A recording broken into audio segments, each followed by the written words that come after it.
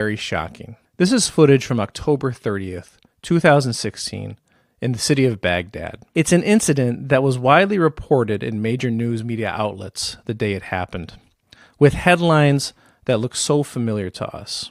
Reports of people killed in a car bomb in Iraq. Some of the headlines said 8, some said 10, and of course, it was reported that ISIS, through their own media outlet, had claimed responsibility. Over the past 20 years, we've seen the same type of headline so many times that many of us are desensitized to it, and many people in the West, their first association when they hear the word Iraq may be bombing.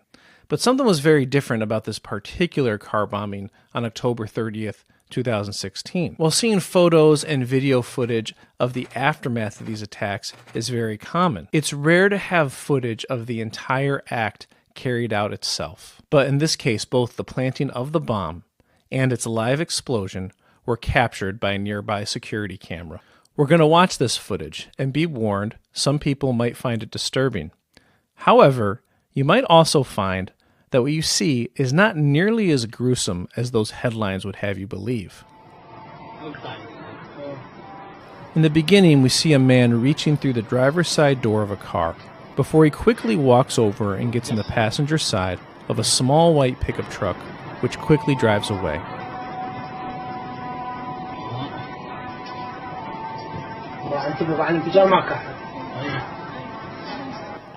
A little less than 10 seconds after the truck is out of the camera's view, the car explodes.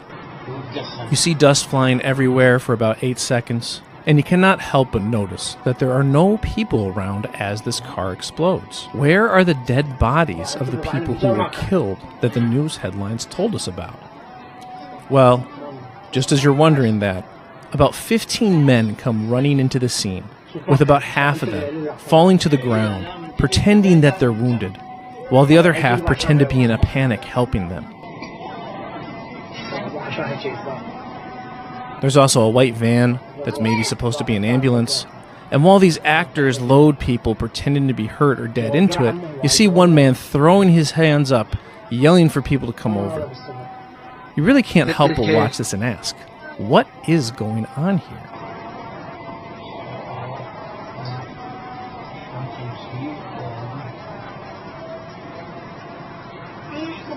When this footage was first posted shortly after those headlines by a local Iraqi news agency, it caused a firestorm of conversation on Arabic social media. But in the Western press, the story was suffocated, and most of the initial reports of the bombing have been scrubbed from the internet, and you can only find them in archive searches.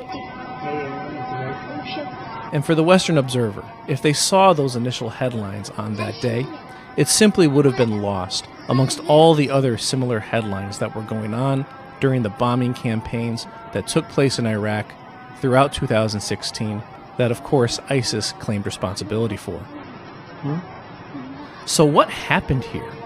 What explanation was given for this? And who was that man who planted that bomb in that car? We're going to get to that, but first, I want to go back to the very first bombing campaign that ever took place in Iraq. From April 1950 to June of 1951, there is a campaign of 7 bombing attacks on civilian targets in Iraq. Like other bombing campaigns that have taken place there since, these campaigns targeted a specific ethnic and religious group. But unlike what we hear now of attacks on Sunnis, Shias, and Kurds, it was the Iraqi Jewish population that was the target of these attacks, with one bomb being thrown in a synagogue and the others being thrown at cafes, neighborhoods, and businesses that were commonly frequented by the Iraqi Jewish population, a population of people that in 1948 numbered around 150,000, but now is literally less than 5. Why and how, after a history of 2,500 years, was the Jewish population in Iraq effectively ethnically cleansed from that land? The answer is that this bombing campaign spurred Jews in Iraq to relocate en masse to Israel. And it's this bombing campaign that is typically being referred to in Zionist propaganda claims that Jewish populations from Arab countries were expelled out of them after UN Resolution 181 passed in 1947, creating the Jewish state in Palestine. Meanwhile, Israel tiny Israel took in over 800,000 Jews expelled from Arab lands between 1948 and 1951. But who conducted these bombings? If you look on the Wikipedia page about them, it will tell you, quote, "There is controversy around the true identity and objective of the culprits behind the bombings, and the issue remains unresolved." But to any honest person who cares to read and research, it's clear that this statement on the Wikipedia page is completely untrue, and it obscures the fact that members of the Iraqi Zionist movement were put on trial and found guilty of these bombings. It further obscures the fact that details of everything surrounding these bombing campaigns is laid out in the book Ben Gurion Scandals, written by Iraqi Jew Naim Giladi, who himself was part of the Iraqi Zionist movement. How did you and others from Iraq, Jews, Islamic Jews, as you say, come to go to Israel? And what were the circumstances under which you did go to Israel and elected to go there? And what is the reality of the Jews from the Islamic countries going to Israel? And maybe you could address that after 1948 or before, or just how did that come about? What some was the of situation? them, the old people of the Jews, they go to Israel because they was believing that the third temple will come to building, and the Messiah is come, or yes. Messiah. Messiah, yeah. yes. But the young part of them, they ran away from the army service in Arab countries, and the other, they come by the propaganda of the Zionist organization. One of them I am. Because in the beginning I don't know enough, just the pressure of the government of Iraq. Then I see I have no choice just to leave the country. My father was laughing for me. He said, "You crazy. This is our country," about Iraq. But because I don't know that all these problems is organized by the British. I don't know that. Yes. Then I go to the, I join to the Zionist underground organization. And after that, I left Iraq illegal to go to Iran, from Iran to Israel. Yes. Giladi's book includes full witness testimony that took place during the trials, minute details of forensics drawn from over 500 pages of journals and investigative reports from the pro-British Iraqi government of the time. The book is replete with documentation that was known locally in Iraq that not only shows the guilt of the Zionist movement in Iraq, but also shows that the attacks were coordinated with their campaign to push Iraqi Jews to flee to Israel, where David Ben Gurion had recognized that the expulsion of Palestinian Muslim and Christian Arabs had left a need for low-wage laborers. There was some pressure from the Zionists to have the Jews of Iraq go there. Yes. When they see that with all the pressure, the Jews still there, they using bomb. Really? Yes. They put many bombs. Jewish Zionists did this. Yes. They put many bombs in where the many building of the Jews. They put it there, and one it was in synagogue, and it was full of Jews, and some killed and some wounded, and they don't care for that. Just to give them to afraid, to scare, and to go to Israel. To Israel. Yeah, and to fight, if necessary, to fight, because they were very, very dedicated to the establishment of Israel, the Zionists, above all else. Above the fight, I can't say here nothing. But they need people, cheap labor, muscle, to work. Yes, because Israeli government throw the Arab out, the Palestinian, about 700,000, and they take their land, and they use, they need cheap worker to work with this land. After Giladi fled to Israel as a young man, he would leave the Zionist movement and join the Israeli Black Panthers, who opposed the racism and discriminatory treatment of Arab Jews in Israel, who were treated as second-class citizens by the Ashkenazi ruling class that had been imported from Europe. Giladi spent 37 years researching and documenting what took place in Iraq, and he had his findings ready to publish in 1992. In Israel, anti-Zionist journalists had faced not only censure, but also imprisonment. So Giladi never attempted to submit a manuscript there.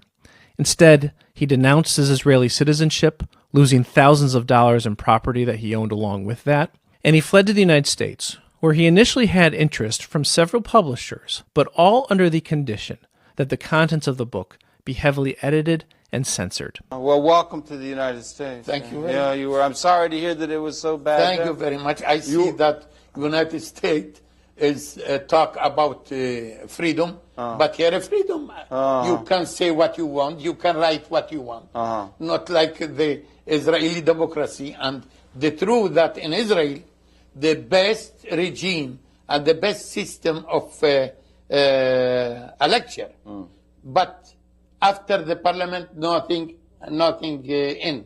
Because if you want to write something in a newspaper, you have to take it first to the censor. To the censor. To the censor. They have a whole board of censors who censor what's to be shown. Yes, and you can do nothing even if you go to the Supreme Court. If the censor said no, it's no. And you had to suffer that as a journalist. You were a journalist trying to do that. And you were also... And I feel it on my body. Since Gilani was unwilling to censor anything, he initially published the book independently by himself, something not easy to do in the 1990s, and something he did at a sunk cost of $60,000 to himself. It wasn't until 2003 when a small publisher, Dandelion Press, run by Carol Adler, who herself was raised as a Zionist Jew in Israel, agreed to publish the book in full. The power of pro-Zionist influence over news, narrative, and information in the Western world always allows for the waters to be muddied when it comes to asking what really happened with any event that takes place in the Muslim and Arab world. Gilani never made a penny off the publishing of this book, and still today it is exceedingly hard to get a hold of a printed copy of it. And we live in a time where it's very easy to search up the title of any book and to be able to find a place online where you can purchase it. I ask any one of you to do that with this book and see just how difficult it is to actually get a hold of a copy of it. Of the hundreds of pages of forensic evidence and witness testimony that's detailed in Gilani's book, here are some important points. Iraqi courts convicted 2 Jews of throwing the bombs who were given the death sentence, but 2 other men, Yehuda Tagar and Rodney Henry Rodney, who were their handlers that provided logistical and financial support, and that were confirmed Mossad agents, both served much shorter sentences due to pressure put on Prime Minister Abdel Karim Qasim by the Israeli government. Yehuda Tajar served 10 years of a 25-year sentence for committing the bombings.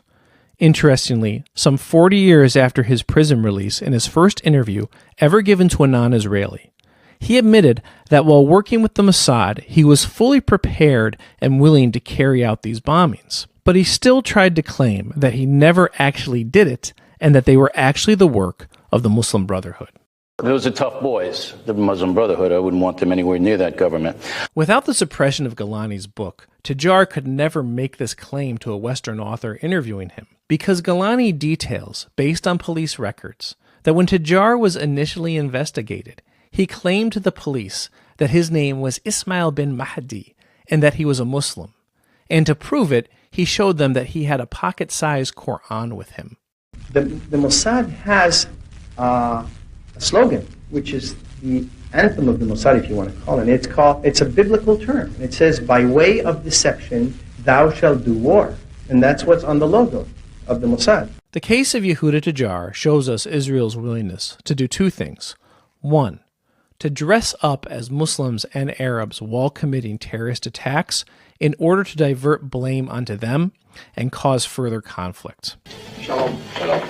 And 2, the willingness of the Zionist powers to kill Jews in order to serve larger political aims. Naim Giladi speaks in his book about the difficulty that he had in grappling with this latter point when he discovered that in the 1940s, David Ben-Gurion himself, while he was heading the Jewish Agency, had ordered the bombing of ships carrying Jewish immigrants killing 250 Jews, and that actually the Jewish Agency had collaborated closely with the Nazi regime in Germany, and that the Nazis provided weapons and material support that was key to building up the Haganah, which later became the Israeli Defense Force. For the first point, the 1950-1951 bombings in Baghdad were not the first time that Zionists had dressed up as Arabs in order to put blame on them for terrorist acts that they committed.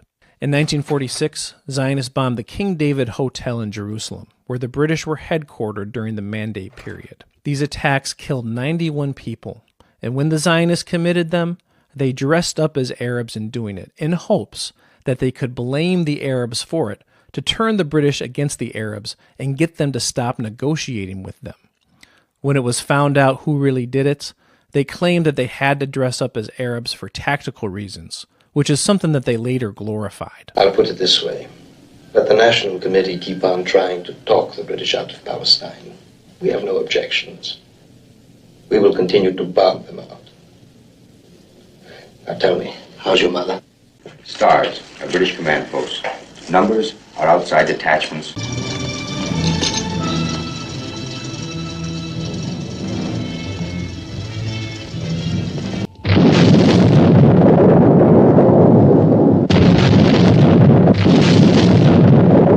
The King David Hotel.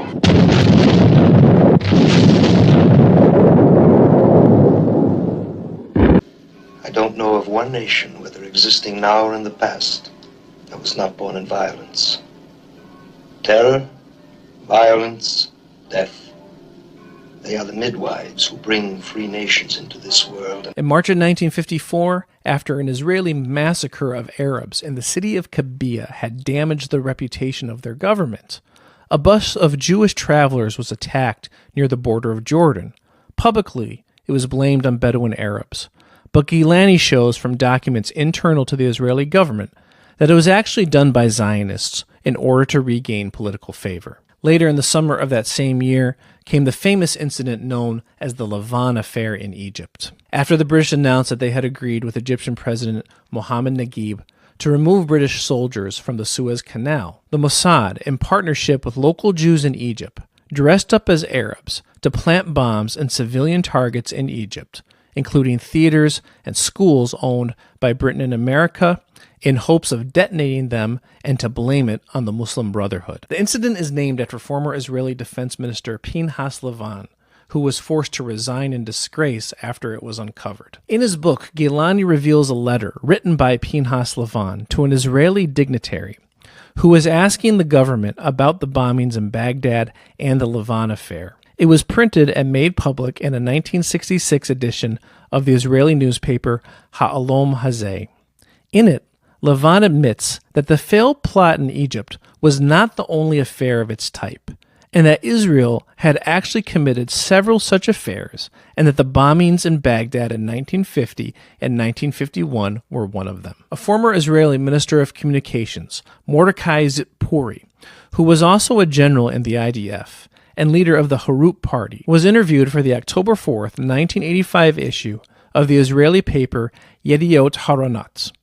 He was asked directly about the horrors committed by the Israeli military. He said, quote, "If you go over Israel's military history, you would surely find out that it was once proposed that one of our planes be painted in the colors of Egypt and then sent to bomb Israel. This would have made it look as if Egyptians did it. We had all sorts of ideas, and there were actions too."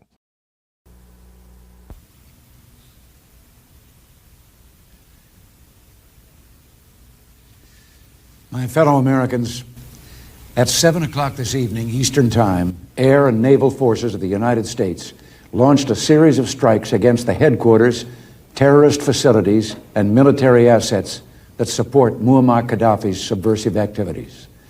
The attacks were concentrated and carefully targeted to minimize casualties among the Libyan people, with whom we have no quarrel. From initial reports, our forces have succeeded in their mission. Several weeks ago in New Orleans, I warned Colonel Gaddafi we would hold his regime accountable for any new terrorist attacks launched against American citizens. More recently, I made it clear we would respond as soon as we determined conclusively who was responsible for such attacks. On April 5th, in West Berlin, a terrorist bomb exploded in a nightclub frequented by American servicemen.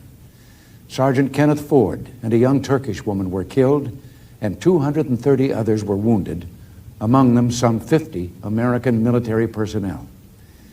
This monstrous brutality is but the latest act in Colonel Gaddafi's reign of terror. The evidence is now conclusive that the terrorist bombing of La Belle Discotheque was planned and executed under the direct orders of the Libyan regime. Viktor Ostrovsky is a former Mossad agent, having rose through the ranks of the IDF's military police and navy. He was recruited to join Mossad in 1982. Ostrovsky's mother had fled to Palestine from Russia in 1912, and his father was a Canadian Jew who served with the Royal Canadian Air Force during World War II as a tail gunner on a Lancaster bomber, taking part in more than 20 missions over Germany. After the war, he joined the Israeli military to fight in the 1948 Arab-Israeli War, rising to be a commander of an Air Force base in Israel. In 1986, Ostrovsky was excommunicated from the Mossad for insubordination, and he fled to Canada. That I speak to you as somebody who cares about the state of Israel, not somebody who wants to see any harm come to that country. And I think that the Mossad is causing harm both to Israel and to the Jewish community in North America. In 1990, he published the book By Way of Deception, in which he detailed the unethical practices of Mossad that he refused to partake in. Initially, the Israeli government actually got an appellate court in New York to bar the release of the book, an unprecedented restriction on free speech in the United States at the time, done at the behest of a foreign government. After the book's release, Israeli journalist and politician Yosef Tami Lapid wrote in a column of an Israeli paper that Ostrovsky didn't deserve to live. And he said in an interview on a Canadian television program that while Mossad would not assassinate Ostrovsky for fear of its straining relations with Canada, that he hoped, quote, a good Jew in Canada would do it instead. Ostrovsky was sentenced in absentia by Israel to 30 years imprisonment for treason when he published his second book on the workings of the Mossad in 1994, The Other Side of Deception. In it, he details a top-secret mission run by the Mossad called Operation Trojan, in which the Mossad would use a specially developed device to trick America and Britain into thinking they were intercepting messages from the internal communication channels of foreign governments. He writes, a Trojan was a special communication device that could be planted by naval commandos deep inside enemy territory. The device would act as a relay station for misleading transmissions made by the disinformation unit in the Mossad and intended to be received by American and British listening stations. Originating from an IDF Navy ship out at sea, the pre-recorded digital transmissions could be picked up only by the Trojan. The device would then rebroadcast the transmission on another frequency, one used for official business in the enemy country, at which point the transmission would finally be picked up by American ears in Britain. Operation Trojan was one of the Mossad's greatest successes. It brought about the airstrike on Libya that President Reagan had promised. The evidence is now conclusive that the terrorist bombing of La Belle Discotheque was planned and executed under the direct orders of the Libyan regime. On March 25th, more than a week before the attack, orders were sent from Tripoli to the Libyan People's Bureau in East Berlin to conduct a terrorist attack against Americans, to cause maximum and indiscriminate casualties. Libya's agents then planted the bomb. On April 4th, the People's Bureau alerted Tripoli that the attack would be carried out the following morning. The next day, they reported back to Tripoli on the great success of their mission. Our evidence is direct, it is precise, it is irrefutable. I want to take a moment here to emphasize what exactly you are seeing. This is President Ronald Reagan telling the American people in an official national address that he has ordered a bombing campaign on the cities of Tripoli and Benghazi in Libya, based on confirmed messages that the Libyan government had ordered terrorist attacks. All the while, him and his administration are unawares that those very messages were faked messages relayed to them by the Mossad. 40 people were killed in the airstrikes ordered by Reagan, at least 15 of which were civilians. Meanwhile, Muammar Gaddafi and the Libyan government were never found guilty of the Berlin bombings, and the United States refused to cooperate in the subsequent investigations into the bombing, and it took 15 years for a conviction to be held of anyone for it. And the way it goes is this. The Mossad regards the U.S. as its own playing ground, as a tool to an end, saying, you guys make nice arms that we can use. You guys have things that we want, therefore we want to take it. Imagine how much of a fool Reagan looked like to those Mossad agents. Imagine what fools the American people looked like to them. Ostrovsky describes what he was told about Operation Trojan by a high-ranking Mossad officer named Ephraim. Ephraim had spelled it all out for me and confirmed some of the information I'd already known. He then went on, after the bombing of Libya, our friend Gaddafi is sure to stay out of the picture for some time. Iraq and Saddam Hussein are the next target. We're starting now to build him up as the big villain. It will take some time, but in the end, there's no doubt it'll work. I've never heard of Arabs dressing up as Jews or Christians and pretending to be Jews or Christians and committing bombings or massacres. Terrorist bombing, both guerrilla and suicidal, has its origin in Marxist militias and in Jewish Zionist militias. There was no such thing as any of these tactics being used by any Muslim group until the 1970s. And Western experts admit that it was done via inspiration of seeing the tactics work by Marxist and Zionist groups before. Still, even when the Palestinian Liberation Organization started using such tactics, they never pretended to be Jews while doing it, because what would be the point? Such pretending only makes sense if you're confident that your side can control the narrative coming out of such incidents, and if you're confident that your side can suppress the information that reveals the truth. And who controls the narrative of this? When we think of terrorist bombings, do we think of Jews and Zionist militias who started them? We don't, because when the King David Hotel bombings occurred, and the Lavon affair, and the Baghdad bombings, there were never any movies put out portraying Jews as evil terrorists who committed these acts. But in the 1970s and 80s, after the First Intifada, when the PLO first used some of these tactics, a slew of motion pictures were released portraying Palestinians and Arabs as terrorist bombers.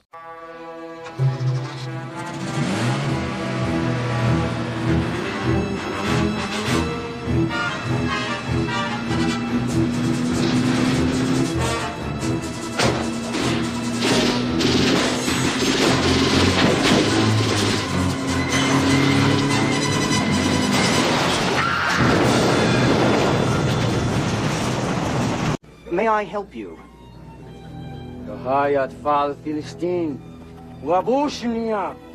Listen to the sound of Altar! What do you think? The Libyans! Holy...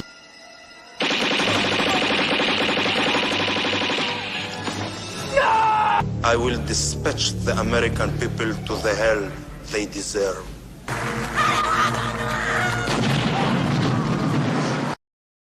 I call now on the distinguished Secretary of State of the United States of America, His Excellency, Mr. Colin Powell. The willingness and brazenness of both Israel and the Western countries to lie about what takes place in the Arab world manifested in such a bizarre way in February of 2003, when Colin Powell spoke to the United Nations with a prepared speech to justify the invasion of Iraq. In doing so, he had to purvey the ludicrous idea that there was somehow a connection between Osama bin Laden and Saddam Hussein. To do this, he actually pretended that a former drug addict, alcoholic, and pimp who had just served 6 years in a Jordanian prison named Abu Musab al-Zarqawi was somehow a link between Osama bin Laden and Saddam Hussein. Iraq today harbors a deadly terrorist network headed by Abu Musab al-Zarqawi, an associate and collaborator of Osama bin Laden and his al-Qaeda lieutenants. Zarqawi Powell mentions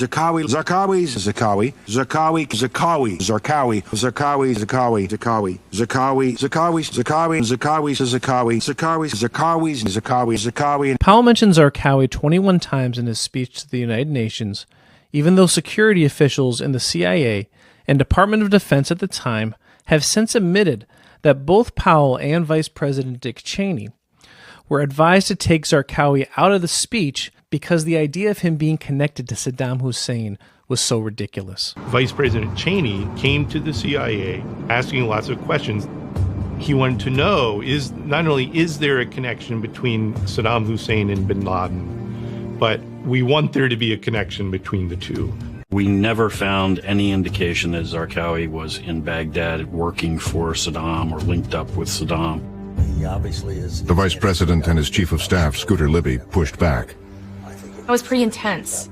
We were lined up on one side of the table. Vice President Cheney and Scooter Libby were on the other side, and they walked in with a lot of questions and being very skeptical as to the intelligence that we had been gathering up till that point. The Vice President's frustrated. His questions are all about Zarqawi, his connection to Saddam, and whether or not they had discussed 9/11 and if Saddam had participated. Bakos says the vice president didn't like the answer. We tried to explain over and over again that it would be impossible for him, logically, to be working with Saddam. Even more ridiculous, but supposedly true according to the United States' own narrative, is that this same drug addict would later form ISIS in 2006. This man, Abu Musab al-Zarqawi, the founder of ISIS.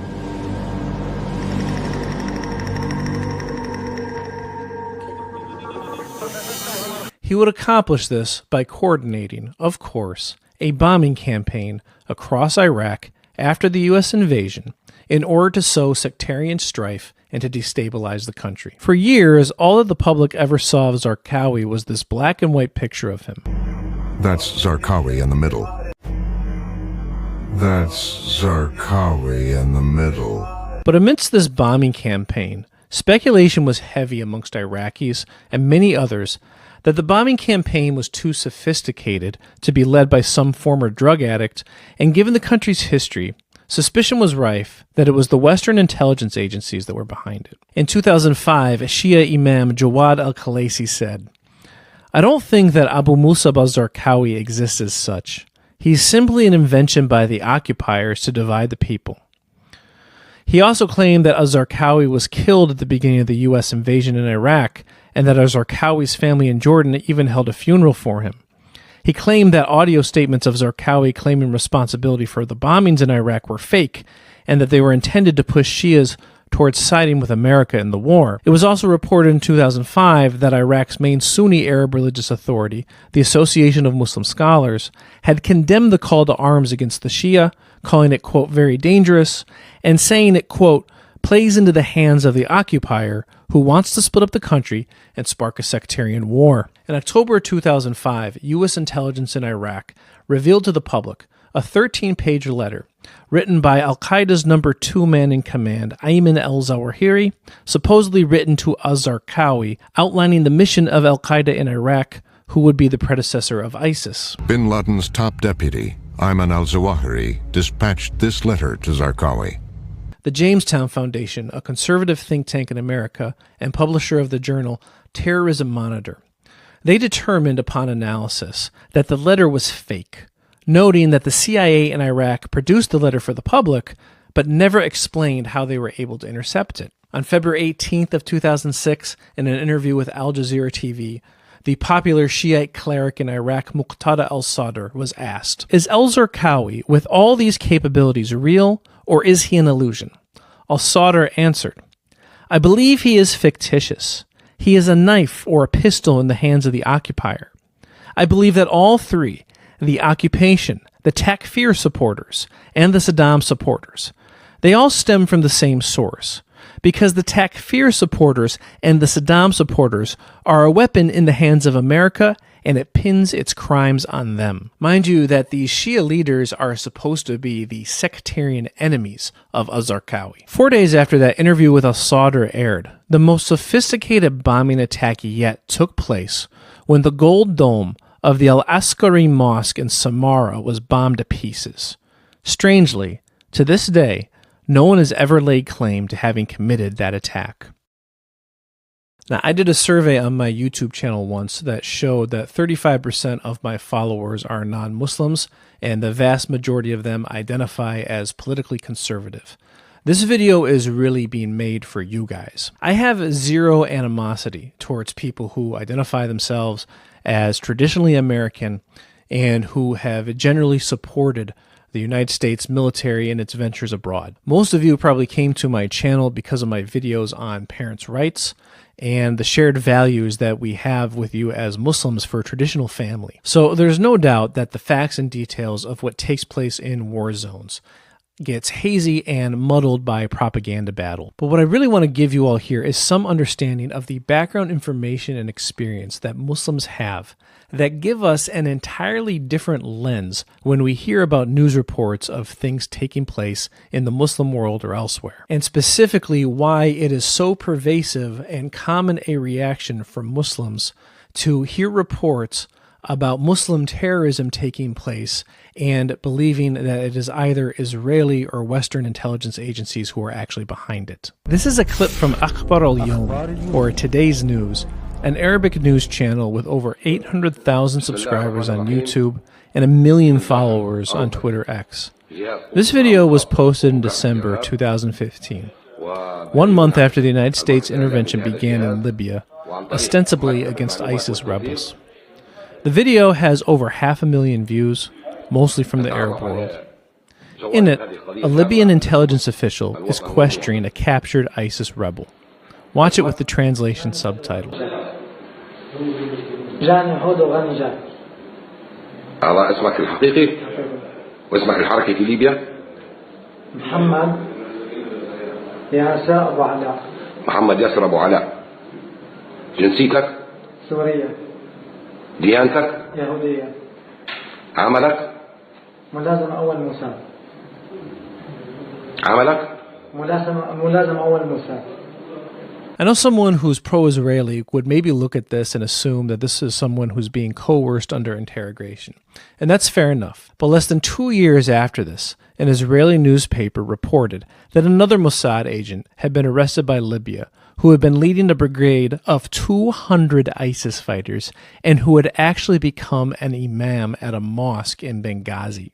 Going back to 2006, conveniently, after the bombing of the Al-Askari Shia mosque, and with suspicion that he was either unreal or an asset of Western intelligence, al-Zarqawi decided to make his face public for the first time, posting a 22-minute video on one of those mysterious jihadi websites that seems to pop up from time to time that no one has ever heard of before. If you search online, most likely you'll struggle to even find clips of this famous speech that al-Zarqawi gave in April of 2006. A few seconds of it are shown in the 2017 PBS documentary, The Secret History of ISIS. I intend to post the entire thing on my Twitter page later so people can analyze it for themselves. And while this video is hard to find now, in the actual supposed history of ISIS that we're told, this speech is supposed to be a really big deal because it's where al-Zarqawi, the bloodthirsty jihadi boogeyman who's planning all these bombing attacks and executing them, this is where he calls for the actual establishment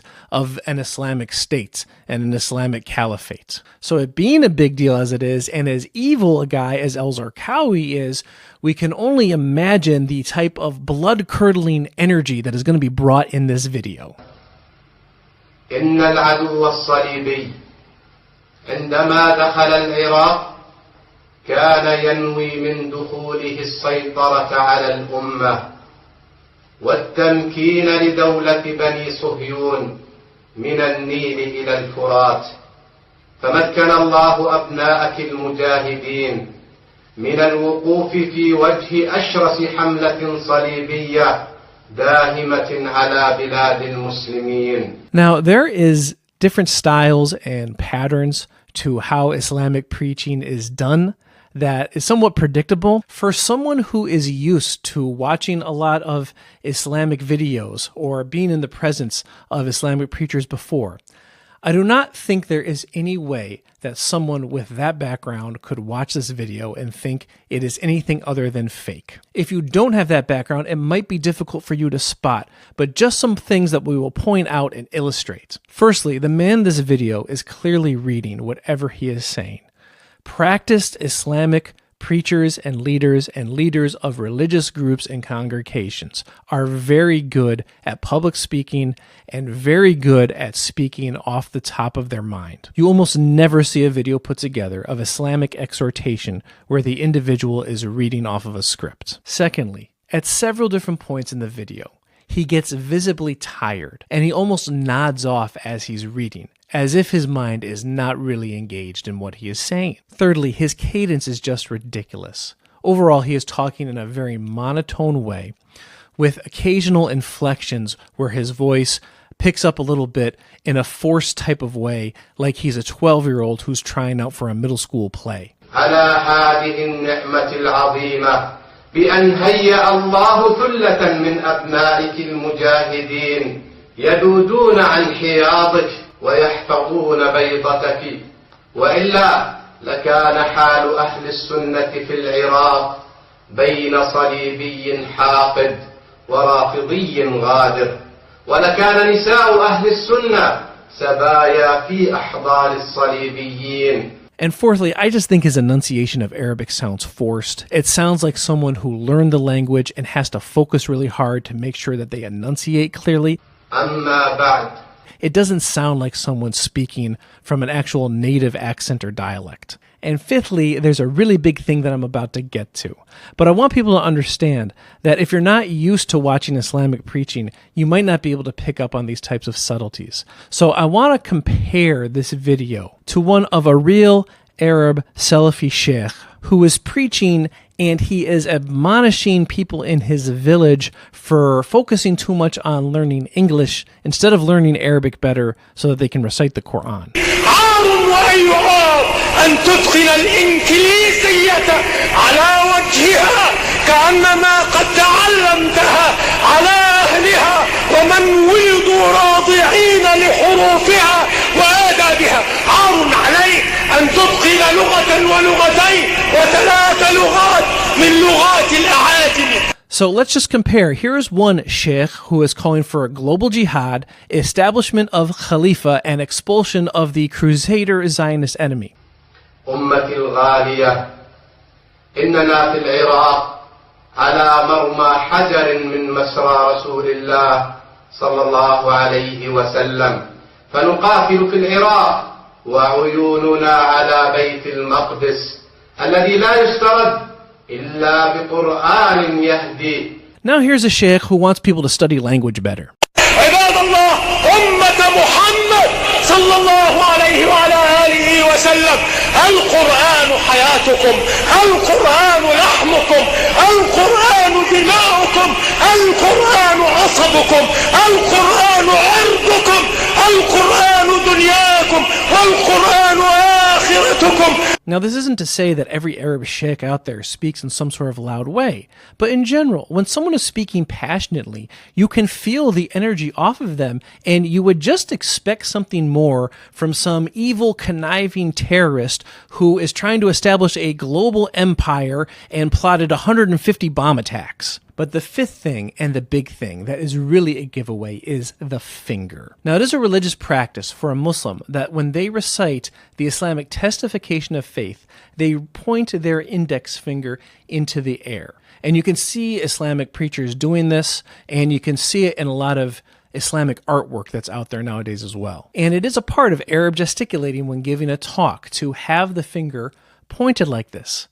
But the key thing with it is that it is the right hand finger only, especially if the finger is pointed directly vertical towards the sky. Why? Because it is a part of Islamic practice and a part of the Sunnah of the Prophet Muhammad ﷺ that you do clean and honorable things with the right hands and you do dirty and negative things with the left hand. At several points in Zarqawi's talk, we see him raising the left hand with the index finger extended, pointed directly towards the sky.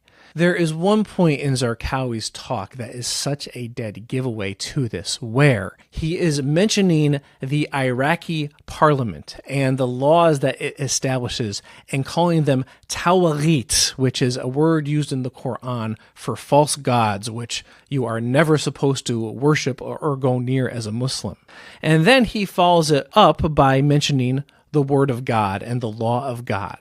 And when he mentions the tawarit, he raises the right hand and points the index finger perfectly vertically into the sky, as someone would do when they are reciting the testification of faith.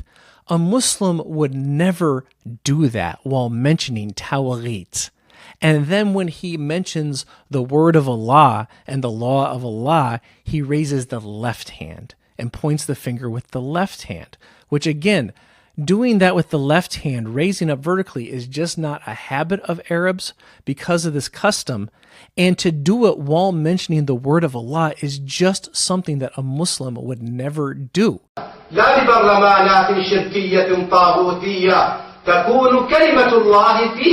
And non-Muslims out there, you might not be in tune to these subtleties, but you all should understand that things that go on in the Muslim world and these geopolitical conflicts and such, you will never understand them fully if you don't learn about Islamic practice authentically. And this thing with the left hand and raising the finger with the left hand, we've actually seen it several times with ISIS fighters, and even just recently for these people who were captured for the attack that took place in Russia. A photo was released of them beforehand, standing in front of the ISIS flag, all of them with their left hands raised and the index finger pointing towards the sky. And these aren't reversed photos because the Arabic script in them is laid out correctly. And as a Muslim, you look at these photos and you just ask yourself, who are these people? А вы чего, разве вы не понимаете, кто там воюет? Там воюют наемники. В основном. Вы знаете, что там платят деньги. И они воюют там, где платят больше. Вот они вооружились, им платят определенную сумму. Мне даже называли эти суммы, которые им платят. Они там воюют уже с оружием, все, у них уже не отнимешь. Потом выяснилось, что в другом месте чуть-чуть начали больше платить. Они там туда перетекут.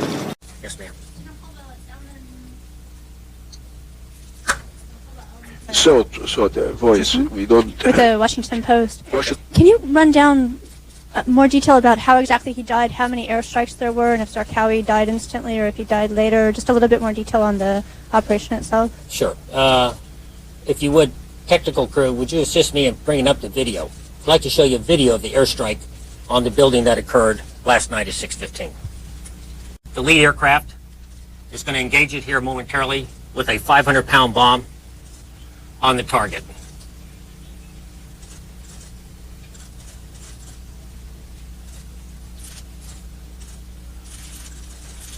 At this point, they're making an assessment as to whether or not the target had been fully engaged and whether they need to re-engage it one more time. The decision has been made now by the commander, the pilot in charge up there, that they are going to do a re-attack, and you'll see the second 500-pound bomb go in shortly.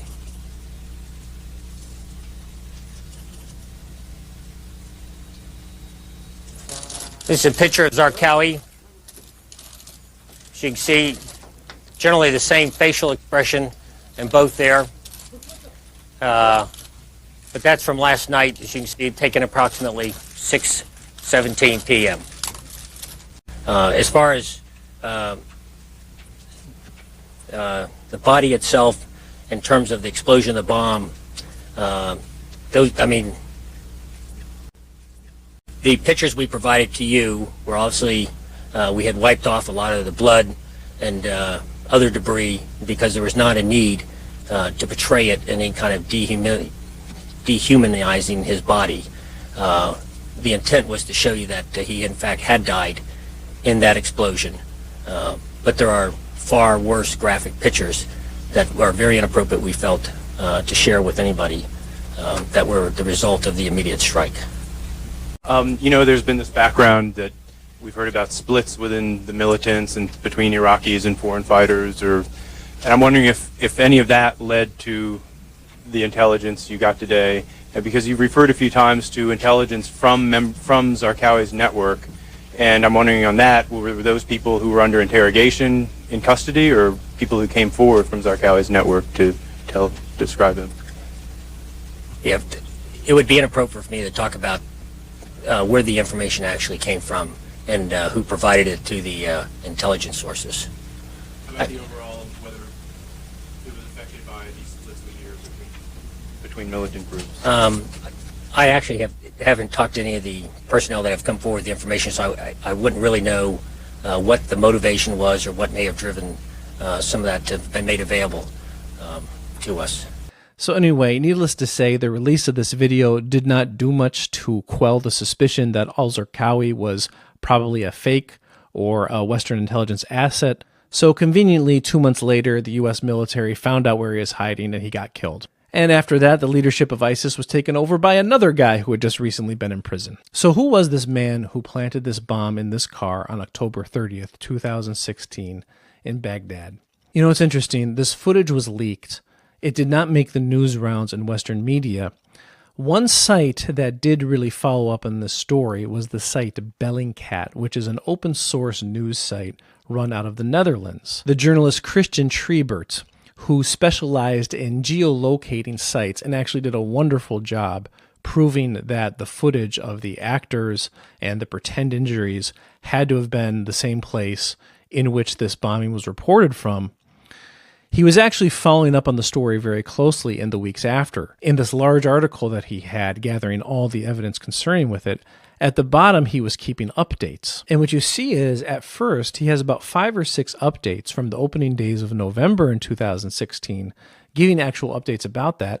And then they completely end until there is another update 3 years later where he's proclaiming that the mystery has been solved, and he links to an article in the New York Times. And that's what you see generally. Even though this video was being talked about a lot on Arab social media, in the Western press, outside of one report that I could find out of New Zealand later that winter, you could really not find any update about what this story was. But a book was published in 2019, written by Margaret Coker, who was the New York Times bureau chief in Baghdad. And the story that Treibert was linking to was hers. She released her book in May of 2019. The story that is told about this guy who planted the bomb is actually a confirmation that he worked for an intelligence unit in Iraq that was the product of the creation of the CIA and the MI6, and that they worked at the direction of the CIA and the MI6. This individual was an intelligence agent, and it is admitted to.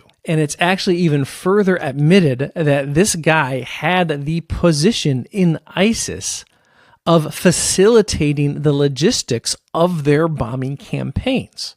So just get your head around this. All throughout 2016, you're reading about all these bombings going on in Iraq done by ISIS, and it turns out the guy in ISIS who was in charge of facilitating them was an intelligence asset of the CIA. Now, in the book, they try to spin this into being something heroic, and they cast it as this guy was faking bombings not to fool people in the news media and to fool people in the Western world, but he was actually doing it to fool the leaders of ISIS. So they would work out the logistics with him of how to do bombings, and he would go and fake it so that the leaders of ISIS would think that a bombing actually happened that they could claim. It's not that the whole thing is just a farce and based on lies from its foundation. It's not that. What you're going to believe is going to depend on your confirmation bias. Someone who's maybe really attached to the idea of the United States government and military being heroic and always being a force for good in the world, maybe they're not going to want to let go of that, and they're going to believe the story that was cooked up and told years later about this incident. If you're someone who's been hurt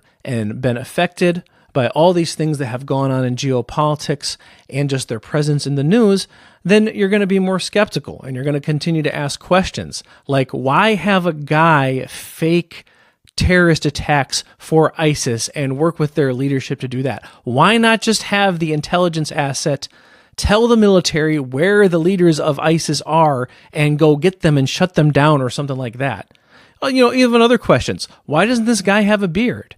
If ISIS is these religious extremists, why would someone working in their higher-ups planning their attacks, why wouldn't he grow a beard? That's a religious thing. But the point I really want to get out of this is I want non-Muslims to understand where Muslims are often coming from with this. And for Muslims, I want us to understand that it is okay. We have legitimate reason to see things that happen or supposedly happen in the news, these attacks.